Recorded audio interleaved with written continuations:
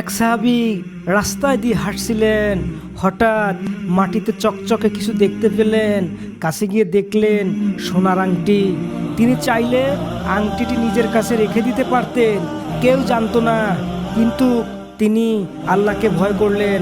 তিনি আংটির মালিককে খুঁজতে শুরু করলেন। বাজারে, মসজিদে চারিদিকে জিজ্ঞাসা করতে লাগলেন। অবশেষে মালিককে খুঁজে পেলেন, আংটিটি ফেরত দিলেন, বললেন, এটা তোমার আমানত। মালিক বিস্ময়ে কেঁদে ফেললেন, বললেন, আজ তুমি আমাকে শেখালে মুসলিম মানে সততা আর আমানতদারি। রাসূল সাল্লাল্লাহু সাল্লাম বলেছেন, যে আমানত রক্ষা করে আল্লাহ তার প্রতি রহমত বর্ষণ করেন।